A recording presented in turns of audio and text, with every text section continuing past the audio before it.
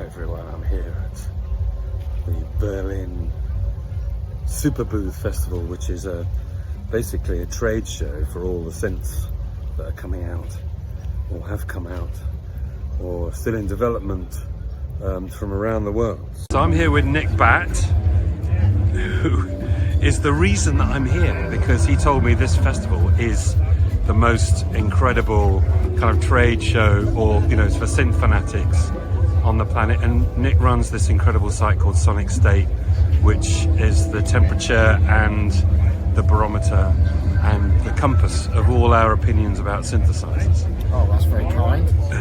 And so how's it been? You've been manic this It's good, week. yeah. I mean, it's finished. I put the camera down. I'm just sort of, although I did just go and have to reboot the server. It never stops, Will, but I mean, it's good. Yeah, it's been really nice this year. Weather's held up, which has been a blessing, because you could imagine this if it was raining. It would be a very different experience for a lot of people.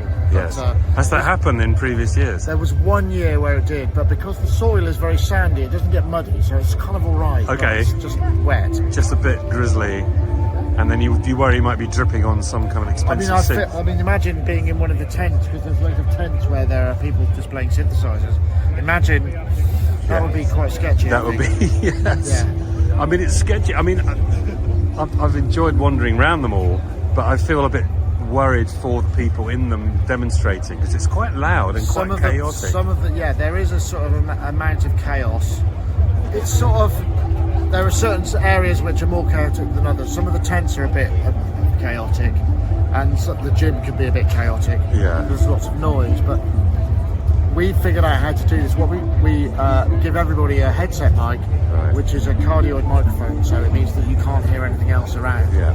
And we try and say, wear headphones so that when we're communicating, you can't hear anything else but our voices and the synth. And the synth, yeah. Well, that helps, but I bet it helps massively. Yeah. And how have you been? I mean, this is, for me, who's only ever been here for the first time now, I'm just overwhelmed by the amount of diversity and the sheer volume of it. I mean, how many, thousands and thousands of people sitting, presumably making synthesizers in their 10s and 20s. Who knew, right? Yeah, exactly. But I think part of the reason that this is so successful is because this is a target for people who maybe want to tinker with electronics and make something, and it's like, well, I could come here, and it's not, I mean, it can be expensive if you do go large, but if you just want a table somewhere, you could make it sort of quite sort of on a basic level. So all these companies could quite easily just show up and for a few $100 or whatever it might cost, I don't know what the cost is, just present their wares. And sometimes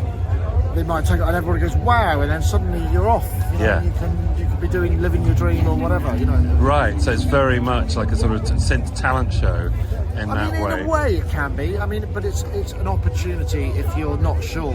If you're maybe just, you've sold a few to a few mates, you might bring something that is really, or you've got a concept that you're not sure about. That's what happens a lot of time here.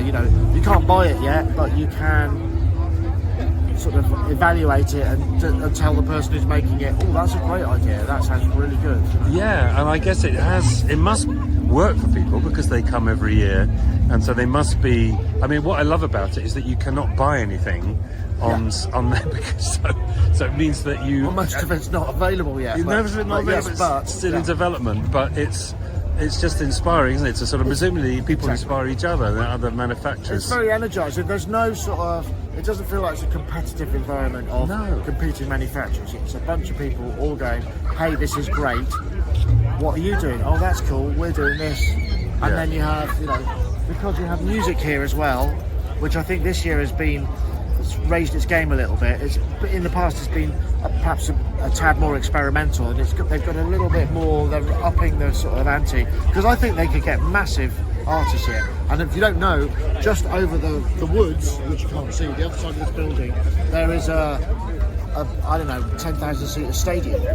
Wow. Theatre stadium, where they could be putting on really big music acts. And I think Andreas, the owner, or the organiser, or the conceiver of this thing, he wanted to sort of try and make you know, instead of all of these people just being synth nerds, there might be a load of people who are just into music and came to see whoever it was that was playing there, and could all hang out and, you know, pollinate and stuff. Well, imagine all those great synth bands that are still going. I'm sure Depeche Mode would love to come here and Imagine, play. yeah. If it's that big a venue, you know, that would support that, wouldn't it? Although, I mean, it's also intimate as well, and I quite like that about it, that it has that.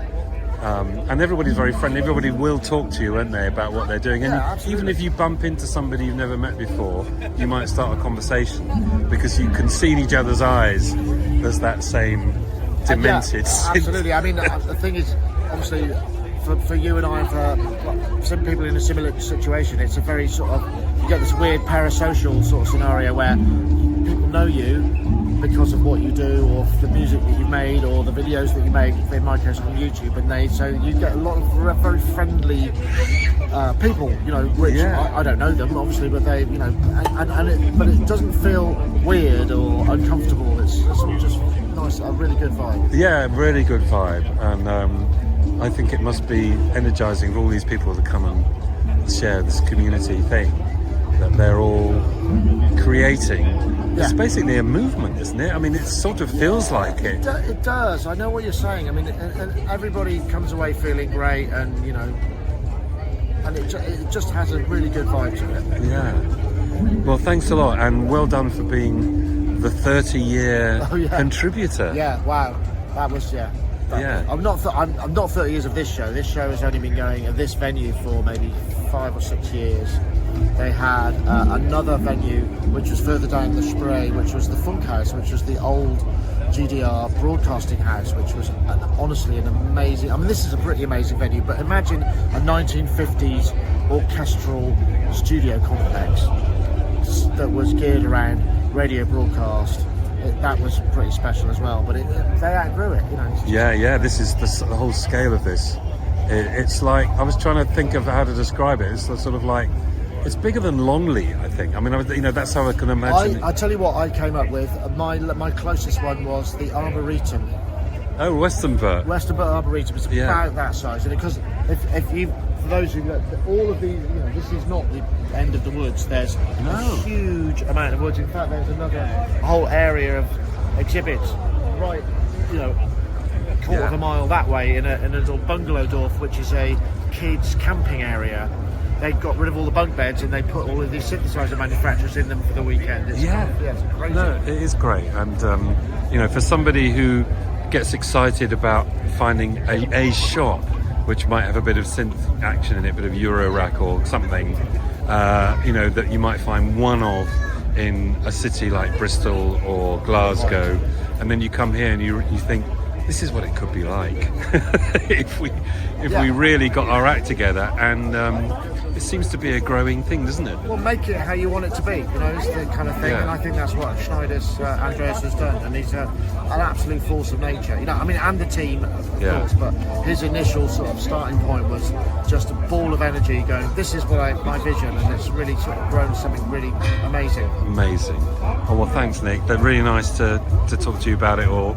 Well done for pioneering so much of it yourself, and we'll catch you back in Blighty.